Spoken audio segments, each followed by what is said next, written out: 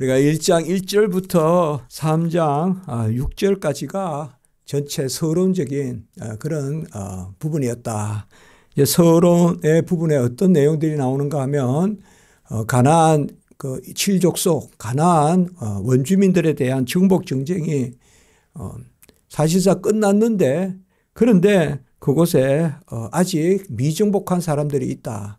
이제 그 부분과, 그리고 여호수아가 장사되는, 이미 뭐 여호수아의 죽음의 우리가 말씀은 여호수아에서도 보았지만은 이곳에서 또 다시 나옵니다. 딥낫 헤레스, 바로 그 경내에서 장사되었다. 그리고 여호수아를 알고 또 여호수아를 함께 섬겼던 그 장로들, 그 주변의 분들을 그 알았던 세대까지는 여호와를 온전히 섬겼는데, 이제 그 이후 세대에서는 여호와를 알지 못하였다.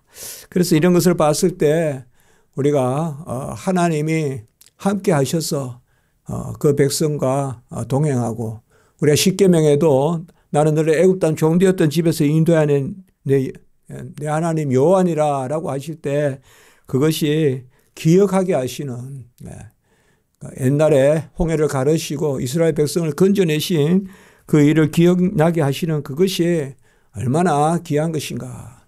우리가 막 믿는 것이 아니라 역사적으로 하나님이 하신 일들을 기억하면서 우리가 믿는다는 거, 이러한 전들이, 그래서 제가 그렇게 말씀을 전한 적도 있습니다. 한국 교회에서도 지금 어떻게 보면 1906년, 7년 그 큰 부흥의 역사가 있었고요. 우리 교단이 이제 왕십리 교회 이런 데도 2025, 이제 120주년 기념을 하거든요. 교회가.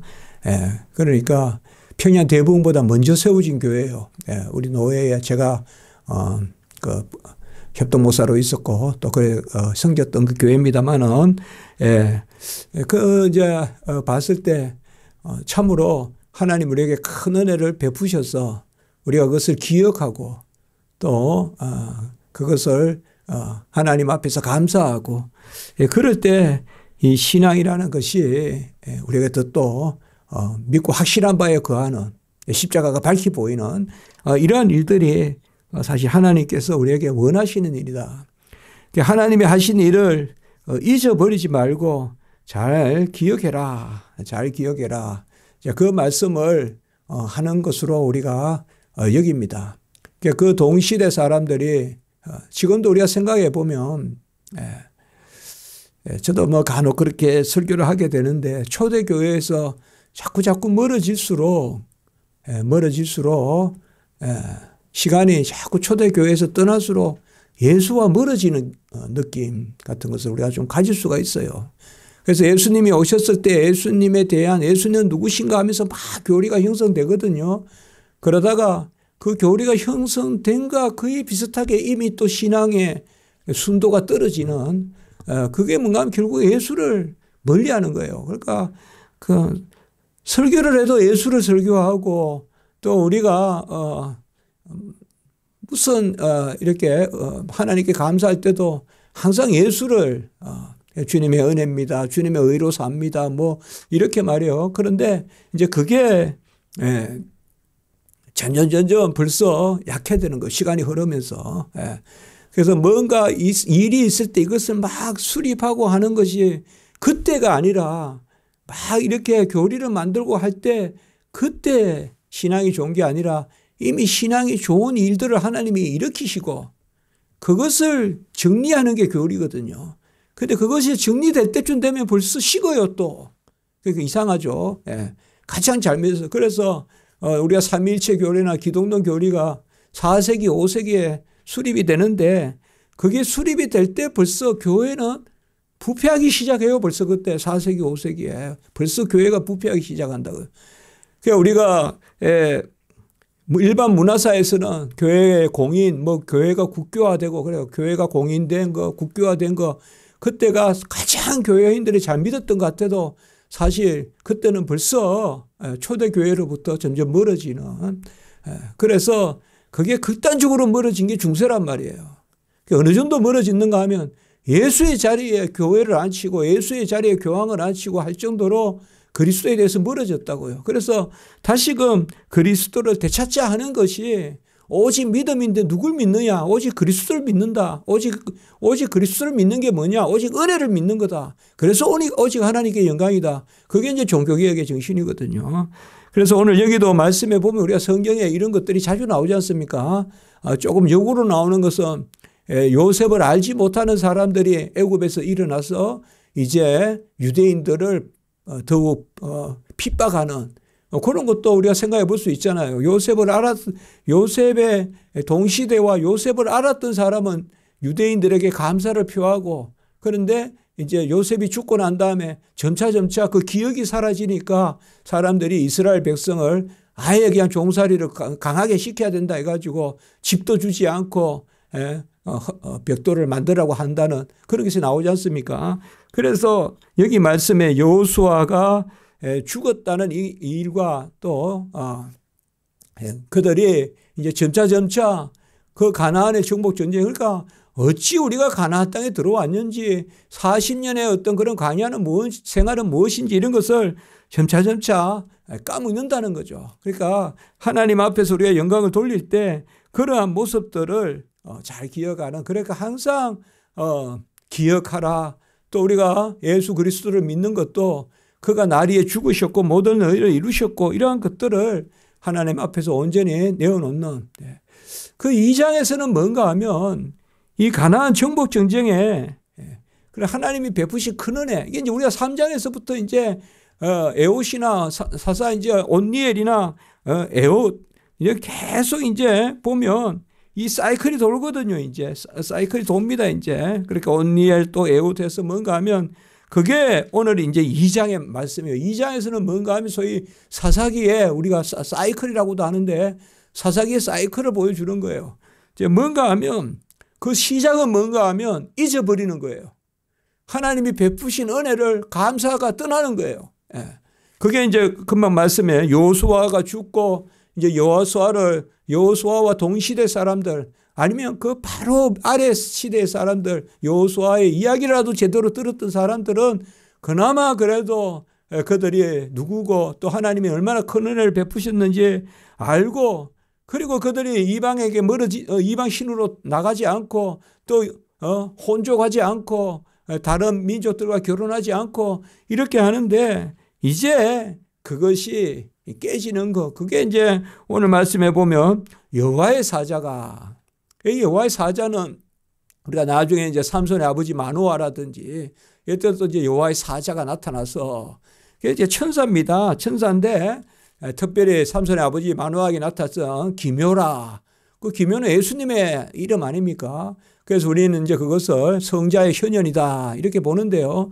어쨌든 삼위일체 하나님의 자기 계시, 자기 현시, 그게 바로 성자니까요. 그러니까 어렵게 생각할 거가 아닙니다. 언제든지 하나님은 중보자를 통하여서 자신을 드러내시고 중보자를 통하여서 기도를 받으시고 그런 측면에서 우리가 구약 시대에 성자의 현현 그런 것은 말할 수 있죠. 그러니까 우리가 뭐 문맥에 따라 여호와의 사자가 어떨 때는 정확하게 야복강의 여호와의 사자는 한 사람인데 그가 나중에 브니엘 하나님의 얼굴을 보았다 또 이렇게 칭하는 것 이런 거 봤을 때 하나님이시다 곧 성자시다 이렇게 이제 볼 수 있는 말씀들 있고 또 오늘 여기도 보면 여호와의 사자 우리가 이 구절은 뭐 자주 그 삼손의 아버지 마노아에게 나타났던 여호와의 사자가 성자 예수 그리스도다라고 그래 말씀하는 것만큼은 인용은 안 돼도 우리가 그 상관성 가운데서 볼 수가 있겠습니다. 우리가 뭐 누가복음이나 마태복음에 예수님의 잉태 때 그 천사 가벌이 나타나듯이 그러나 다른 데는 그냥 천사라고만 나오고 해도 우리가 연결해서 생각해 볼 수 있듯이 이곳에도 생각해 볼 수가 있습니다. 여호와의 사자가 길갈에서부터 복음으로 올라와서 이제 이것은 갑자기 지금 2장에서 이 말씀이 나옵니다. 우리가 1장 마지막에는 뭡니까? 쫓아내지 못한 족속들 쭉 27절부터 36절까지 있었잖아요. 물론 뭐 계속 지금 지역마다 쫓아내지 못한 데가 있지만 이게 딱 이제 정리를 했고 그다음에 이제 2장에서 보면 다시 언약을 맺지 않으며 2절에 보시면 오늘 그렇게 말씀합니다. 여호와의 사자가 나타나서 바로 내가 너희와 함께한 언약을 영원히 어기지 아니하리니 이게 내가 이 천사겠습니까? 천사가 언약을 어기지 않겠다고 이렇게 하겠습니까 지금? 그 여호와의 사자가 이야기한다. 이건 여호와의 말씀이란 말이에요. 그렇죠? 천사가 내가 너희의 조상들에게 맹세한 땅으로 들어가게 하였으면 이렇게 하겠습니까? 천사가 들어가게 한 것입니까? 바로 하나님이 하신 것이죠. 그러니까 이럴 때는 여호와의 사자를 삼위일체 하나님, 그중에 현현하신 삼위일체 하나님, 성육신이 아니라 성육신은 역사적으로 때가 참에 동정녀 마리아에게 잉태하신 그때부터 성육신이고 영원하신 성자의 현현, 영원히 계신 하나님의 아들의 현현. 그렇게 뭐 이 부분은 너무 심각하게 생각하지 않아도 다시 말씀드리지만 언제든지 삼위일체 하나님의 자기 계시, 자기 현시, 또 자기 드러내심, 또 교통하심 이런 성자를 통하여 하시는 것이기 때문에 그 측면에서 성자가 나타나셨다. 우리가 이렇게 이야기하면 되는 것입니다. 그래서 너희와 함께한 언약을 영원히 어기지 아니하리니 이 주민과 언약을 맺지 말며 제단을 헐라. 나중에 이제 이 일을 가장 강하게 한 게 여룻바알, 기드온 이런 이제 제단을 막 헐어버렸잖아요. 제단을 헐었는데 근데 나중에 또 기드온도 끝내는 또 우상으로 갑니다. 마지막에. 그러니까 또 우리가 볼 수가 있는데 얼마나 이 이방 우상이라는 게 이방 신이라는 게 사람들 유혹하는지 모릅니다. 뭐 요새 뭐 사람들이 살아갈 때 뭐 마시는 거 또 뭐 이런 거 여러 가지 유혹이 많다 하는데 사실 우리가 영적으로 봤을 때 이 음란한 이방의 어떤 그 신의 유혹, 저 우리나라도 어쨌든 뭐 무속이라든지 이런 것들이 막 짙게 들여져 있는, 그래서 어느 순간 이제 지금 뭐 신천지도 괜찮고 어디도 괜찮고 지금 이상하게 지금 옛날에는 그래도 우리 기독교 뭐 아니면 그냥 불교나 뭐 천주교나 뭐 이런데 정도가 종교로서 언급이 됐다면 요새는 뭐 그냥 뭐 기독교 이라면서 뒤에 봐야 돼요. 갈로 안에 뭐가 들어 있는지. 그런 이제 혼탁한 세상이 되어서 특별히 믿음이 없는 이 시대에 새로운 세대들이 과연 얼마나 영적인 분별력을 가지고 접근할까 하는 것을 봤을 때 참 걱정이 됩니다. 뭐 저야 목사니까 하나님의 일만 생각하겠지만은 그런 이제 걱정이 많이 됩니다. 너무 급속도로 어떤 그런 점을 치거나 무슨 뭐 이렇게 그냥 이런 것들을 무슨 뭐 뽑아본다거나 뭐 저는 그런 거 해본 적이 없지만은 이제 그런 이야기들이 뭐 나를 잡는다거나 뭐 이런 많은 것들이 너무 이런 뭐 하면서 안개가 끼듯이 막 끼어오는 거예요 지금 하면서 그런 영적인 우리가 그런 기류를 많이 생각합니다. 마귀 사탄이 뭘 틈타지 못하겠어요. 온갖 모양으로 틈타가지고 들어오는데 이 시대가 보면 그런 것입니다. 그런데 주님께서 내가 그들을 너희 앞에서 쫓아내지 아니하리니 이렇게 말합니다. 내가 쫓아내지 아니하리니. 사실상 오늘 22절에도 시험하리 하사 이 말씀 나오지만 3장에 가보면 또 시험이란 말이 한 2번 나오거든요. 이게 시험이란 말이 그야말로 하나님께서 너희들이 이것이 하나 안 하나 시험하는 것인데 다른 것이 아닙니다.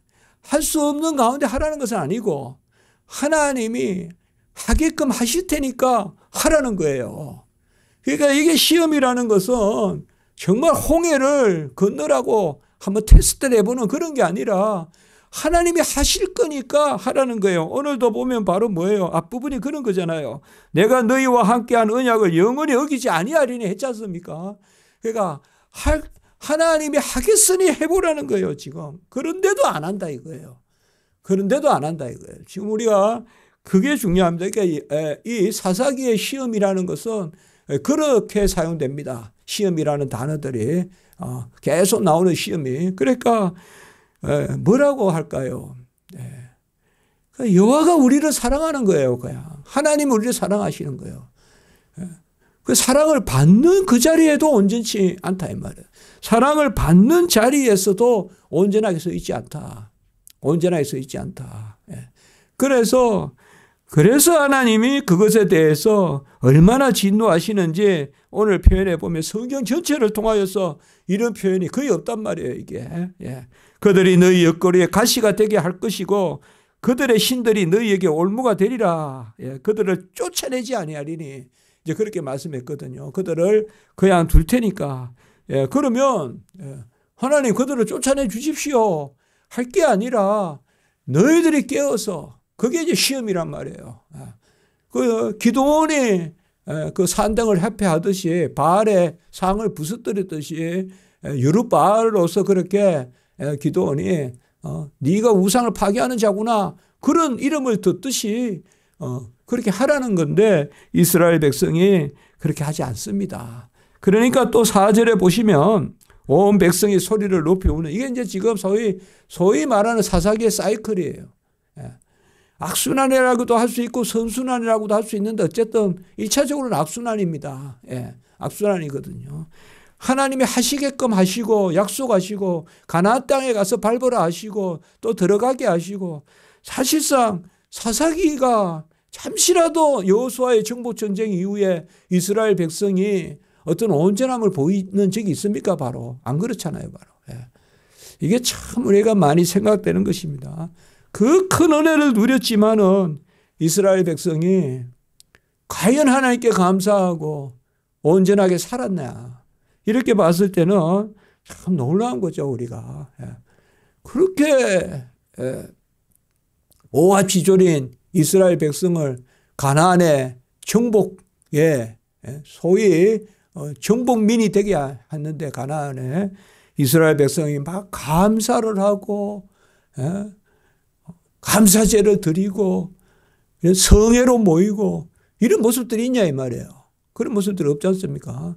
그러니까 사실 정복전쟁 하면서 뭐 여리고 뭐 그때도 벌써 여리고 들어갈 때도 벌써 교만이 해가지고 아이성에 뭐 그나마 또 하나님이 또 돌이켜가지고 기본 전쟁하고 막 이렇게 하면서 우리가 볼 수 있는 것은 참 우리 인간의 마음이 그러면서 또 연약해지면 또 하나님 앞에 매달리고 복임이다.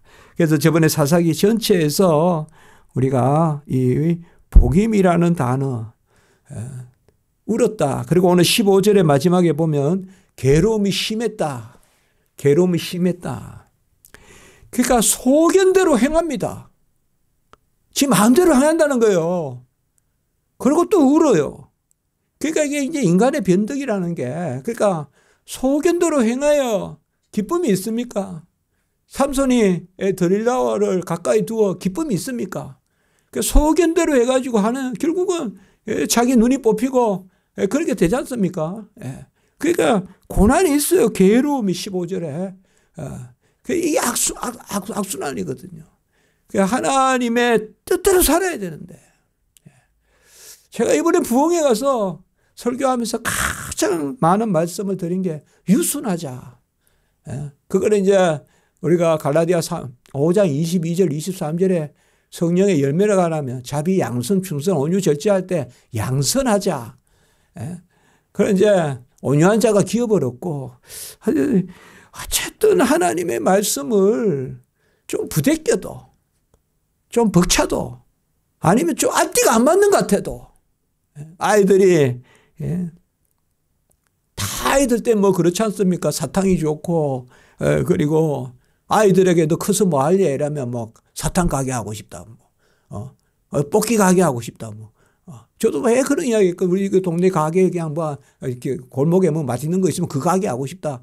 근데 그걸 아이고 잘해야겠다. 너 커서 그거 뭐 그게 나쁘다는 게 아니에요 직업이. 그러나 부모님들은 예. 사탕을 달라서 사탕만 주면 아이가 어떻게 크겠습니까? 그렇지 않습니까? 그냥 부대낀단 말이에요. 부대끼 그 시험이란 말이에요. 그럼 힘들게 하는 게 혼을 내려고 하는 게 아니잖아요. 이 괴로움이라는 것은 순종의 괴로움이 아니란 말이에요. 울며 씨를 뿌리고 눈물로 씨를 뿌리는 그런 것은, 예. 눈물과 그 울음은 이건 정말 은혜로운 거다. 감사한 거라고요. 사실상 하나님 앞에. 그러나 이 거역으로 말미암아 죄를 지어서 우리가 하를 당하는 것, 그것이 하지만 죄가 없이 우리가 하나님 앞에 의로 말미암아 고난을 받으면 유익하고 그게 얼마나 감사한 겁니까? 안 그렇습니까? 그러니까 그 자리에 하나님이 세우시는데 그들이 사실상 의로 인한 고난이 막 이렇게 커 보이고 막 신앙생활 하는데 그래요. 그게 아니죠. 그거는 사실 하나님이 우리를 잘하게 하시는 거고 하나님의 편에 걸맞게 우리가 부대끼는 거지 그렇지 않아요. 그래야 우리가 하나님의 뜻대로 온전케 되지 않겠습니까? 내 뜻대로 내가 되어서 온전하다면 그게 어떻게 되겠습니까? 그건 자기 소견대로죠. 자기 소견대로 하는 것이 사실 양선이 아니라고요. 양선이라는 것은 그야말로 이렇게 베푼다 이런 건데 한마디로 유순한 거예요. 내 마음을 잘 이렇게 모나지 않게 하는 거거든요. 모나지 않게 하면서 베풀기도 하고 또 누리기도 하는 그런 마음의 속성이라고 볼 수가 있겠어요. 그래서 네가 네 마음을 모질게 쓰면 나도 그냥 가시와 올무가 되도록 놔두겠다. 사실 우리를 시험하시는 하나님이라면 결국 가시와 올무도 하나님이 주신 거 아니겠어요? 안 그러겠습니까? 모압을 붙이고 무슨 미디안을 붙이고 무슨 메소포타미아 리산 구사다이미니 이런 거 막 붙여가지고 전쟁하게 하지 않습니까? 그럼 결국은 우리는 뭐요? 하나님과 우리 사이의 문제로 생각한다면 그 이방의 적들도 전부 하나님이 붙이신 거죠. 우리에게. 하나님이 우리에게 보낸 적들이죠. 그렇지 않겠어요? 그러니까 네가 톡톡 튀어나오게 가시를 돋치게 그렇게 순종하지 않으면 나도 네가 가시에 찔리게끔 놔두겠다. 이제 그런 말씀을 그래서 이 복임이라는 것이 사실상 이게 과연 회개의 눈물인가?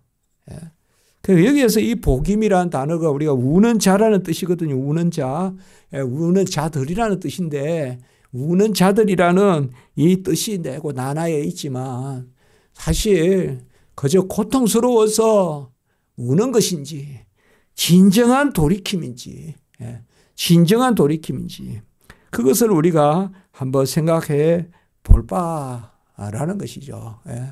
우리가 고통을 당했을 때 울고 그 일순간 모든 것을 내려놓고 하는데 진정한 마음을 찢는 회개가 있는지 그래서 이제 11절에 보면 악을 행하고 바알을 섬기고 이제 앞으로 계속 나옵니다. 이게 3장에서부터 바알을 섬기고 악을 섬기고 여호와를 버리고 바알과 아스타롯을 섬기고 남신 여신 이렇게 섬깁니다. 그러니까 14절에 보면 여호와께서 이스라엘에게 진노하사 노력하는 자의 손에 넘겨준다. 노력하는 자의 손에 넘겨준다. 그리고 15절에 끝내 이른 손이 오늘 손이라는 단어가 여기 나오는데요. 끝내 이른 손이 뭔가 하면 우리는 그 적의 손이라고 보면 안 돼요. 여호와의 손이라고 봐야 돼요. 오늘 14절에 우리를 이스라엘에서 진노하사 노력하는 자의 손에 넘기는데 15절에는 보면 여호와의 손이 그들에게 재앙을 이르시더니 여호와께서 그들에게 맹세한 같이 그들의 괴로움이 심하였고 그들이 다시는 대적을 당하지 못하고 그러니까 이게 뭔가 하면 결국 여호와의 손의 징계예요. 여호와의 손의 징계인데 이 여호와의 손의 징계가 거기에서 끝나느냐 이건 아닙니다. 사실 어떻게 보면 오늘 15절까지가 인간의 실상을 보여주는 거예요. 이게 참 모든 전쟁을 이겼어요. 근데 이제는 모든 전쟁을 지게 해요, 하나님이. 일단 압제를 당하게 한다. 18년은 18년, 뭐 몇십 년은 몇십 년. 일단은 그냥 계속 압제를 당하는 거예요, 또. 그러다가 그들에게 하나님이 16절에 보면 사사를 세운다. 사사를 세운다. 이렇게 말씀하고 있어요. 사사는 우리가 3장이나 이런 데 가보면 구원자를 세운다. 우리가 신약에서 말하는 구원자와 좀 다르지만 건져낼 자라는 뜻입니다. 사사는 심판자입니다. 심판자. 심판할 자인데 결국은 군장도 되고요. 전쟁의 장수도 되고 판단하는 자도 되고 그야말로 하나님께서 사사를 세우는데 전에도 말씀드렸지만 사사는 왕과 다릅니다. 왕은 세습하고 뭐 다음 아들이 왕이 되고 이런 게 있지만 사사는 그야말로 하나님의 손이 아까 나왔지만 하나님의 손이 그래서 제가 설교 제목을 현존하시는 여호와의 손이다. 칼빈의 기독교 강요에 나오는 말인데 바로 지금 우리 앞에 있는 하나님의 손이다. 그 손이 사실 여기서는 15절까지는 진노의 손이에요. 징계의 손이에요. 그렇지만 우리가 그 진노와 징계가 그저 굳이 엄격하자면 진노가 아니라 징계다 이거죠. 심판이 아니라 징계라는 거죠. 우리가 그렇게 잘 구별하잖아요. 악인들에게는 심판이요 우리에게는 징계다. 그게 징계라는 것이 이제 16절에 또 나타나는 거예요. 단순히 악인들을 향한 심판이 아니라 바로 하나님의 백성을 향한 징계다. 징계라는 것은 뭐예요? 돌이키게 하시는.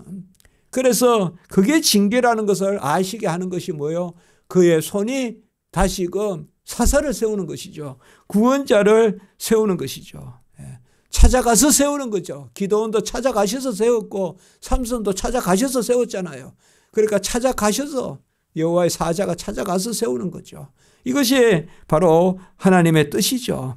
그래서 17절에 보면 또 그럼에도 불구하고 그들이 이제는 사사들의 말도 또 안 듣는다 이 말이에요. 사사들의 말도 안 듣고 여호와의 명령을 순종하면서 그들의 조상들이 행하던 길에서 속히 치우쳐 떠났어. 속히 치우쳐 떠났어. 이 속히라는 말이 우리에게 와닿지 않습니까 지금. 그래서 저는 이게 구약을 보면서 전에도 몇 번 말씀을 드렸지만 우리 한국교회가 지금 선교 140주년 또 평양 대부흥 뭐 120주년 뭐 이렇게 몇 주년 하는 게 그저 나를 섬기는 게 아니지 않습니까? 이거는 하나님이 하신 일을 기억하는 거지 않습니까? 그 뭐 140년, 120년이 뭐 기냐 할 수도 있지만 또 구약의 이런 말씀을 보면 신앙을 가지고 이렇게 100년, 120년 우리 한국 교회를 지켜나가신다는 것이 얼마나 귀하냐 이 말이에요. 구약시대 때 그렇게 대를 이어서 잘 믿었던 때가 있었냐 이 말이에요. 구약시대 때 보면. 안 그렇습니까? 우리가 창세기부터 한번 그려보세요. 물론 창세기에서 이제 아브라함, 야곱, 이삭, 요셉, 뭐 아브라함, 이삭, 야곱, 요셉 또 12지파 뭐 이렇게까지는 우리가 하지만 그때는 뭐 사실상 어떤 그 조창 시대의 어떤 계보잖아요. 그때는 같이 이렇게 모여 살게 되고 그런데 어느 정도 이렇게 흩어져 살고 이러한 시대가 되면서 과연 얼마나 하나님의 뜻을 쫓아 살았는가 이렇게 보면 사실상 우리가 여호수아 때 잠깐 정복할 때 뭐 또 하나님 함께 싸우시니까 또 그때는 어떻게 하겠어요? 아니면 다 죽으니까. 그런데 이제 좀 정착할 만하면 금방 그냥 다윗의 눈에 밧세바가 보이듯이 딴 게 보인다 이 말이에요. 딴 게 보이니까 속히 치우쳐 떠나서라고 이렇게 나옵니다. 그래서 우리가 잘 믿는다 하는 것도 좋지만 정말 한 마음을 옛날에는 단심을 가지고 정한 마음을 가지고 흔들림이 없는 마음을 가지고 참 감사하면서 이것이 참 귀한 것 같아요. 참 귀한 것 같아요. 그래서 꾸준하게 믿고 또 그 가운데서 그날 어쨌든 결과적으로 나를 쳐서 복종시키고 그런 것들이 중요한 것 같아요. 18절에 보면 그들이 또 슬피 부르짖음으로 뜻을 돌이켰고. 계속 악순환이에요. 사사를 세우도 또 또 반역하면 그러면 또 슬피 야, 이게 뭐 이렇게 계속 도냐 하지만 우리의 지금의 삶이 그렇지 않습니까? 우리가 19절에 보면 그들이 돌이켜 더욱 타락하고 다른 신들을 섬기고, 그리고 20절에 명령한 언약을 어기고 목소리로 순종하지 아니하였고, 그래서 21절에 이방 민족들을 하나도 쫓아내지 아니하리니 이래 말씀하셨습니다. 오늘 우리가 이 울음이라는 복임이라는 것의 진정성, 우리가 하나님 앞에 회개하고 참 눈물을 흘려서 우는 게 아니라 애통함이 많은데 우리 안에요. 진정 여호와의 어떠하심과 또 그의 살아계심과 그의 뜻을 우리가 헤아리고, 여호와의 현존하는 손은 일시 우리에게 재앙으로 오기도 하고 또 여호와가 그냥 내버려 두심으로 하박국이 그렇게 하나님이여 어찌 우리에게 이러하십니까 해도 하나님이 내버려 두는데 결국 그 가운데 하박국이 큰 하나님의 뜻을 깨달아. 애양간에 우리의 소가 양이 없어도 그냥 밭에 소출이 없어도 난 여호와로 말미암아 즐거워하리라. 그래 그게 하박국의 결론 아닙니까? 너무 앞뒤가 안 맞고 모순되게 보이죠. 결국은 그게 하나님의 나사의 문제라는 거예요. 우리가 모든 것을 하나님과 나 사이의 문제로 환원시켜야 돼요. 결코 제가 최근에 설교도 말씀드렸지만 결국은 내가 누굴 정죄하는 것도 나를 깨는 거예요. 나를 먼저 깨뜨려 가지고 이 평화로운 마음을 아주 날카로운 칼같이 깨가지고 던져봤자 그게 또 멀리 가지도 않고 녹아버리고 그렇거든요. 하나님과 나 사이의 문제거든요. 하나님과 나 사이의 문제. 모든 것이. 우리가 사람 문제를 사람으로 풀려고 하면 참 어렵습니다. 제가 봐도 어려울 것 같아요. 특별히 사회에서 더 이렇게 생활하고 하는 우리 성도님들, 우리 십자가지 성도님들도 참 힘든 일 많을 거예요. 저도 그래도 신학교 교수지만 그것도 반사회 활동이거든요. 또 월급도 받는 직업이고, 그래도 그거는 좀 더 그래도 교회의 그늘에 있고, 뭐 큰 우산 아래 있습니다. 은혜 가운데 또. 사실 뭐 그늘이 없습니다. 사실은 없는데, 그래도 선뜻 느껴지는 게 있거든요. 그럴 때마다 하나님 주시는 이유가 있어요. 모든 것을 그냥 갈아서 그냥 믹스를 만들든지 아니면 끓여서 그냥 어디서 무슨 재단불에 매야 돼요. 재단불에. 구약으로 말하면 모든 문제를 하나님의 그 말뚝에 박아야 되지. 내가 그 문제를 그저 해결하려고 부딪혀 다니고 하면 자, 안 되는 것이죠. 사사기에서 우리는 무엇을 읽어야 되느냐? 뭐 적들을 읽을 필요가 없어요. 미디안이 모압이니 뭐니 그것은 다 뭐냐? 여호와의 손이에요. 적도 여호와의 손이에요. 쳐들어오는 것도 여호와의 손의 행사라고 봐야 돼요. 우리가 그의 백성을 돌이키시려고 여호와의 손이 현존하는 손이 그 손이 적들을 아주 다구쳐가지고 미디안도 보내고 그래서 그들을 뒤바꿔 놓는 거지. 안 그러면 그냥 영 이방 족속이 돼버릴 그런 형세니까 하나님이 그렇게 하시는 것이죠. 그러니까 우리가 내가 잘못했을 때 잘못 가는데 막대기가 나를 친다고 해서 막대기하고 싸워서 되겠습니까? 내가 잘못 가는데 막대기가 치면 그 친분이 누군가를 기억하면서 우리가 하나님이 나를 올바로 인도하는구나.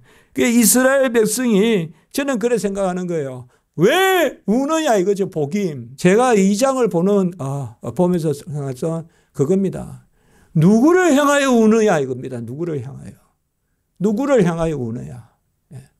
복임이라는 눈물이 정말 여호와를 향한 눈물이라면 여기서는 답은 안 주어져요. 그러나 주님 너무합니다. 우는 것일 수 있어요. 그건 괜찮아요. 그러나 이방에 쳐들어와서 가시가 된다고 하니까 그게 두려워서 운다면 그건 아직까지 철이 들던 것이다.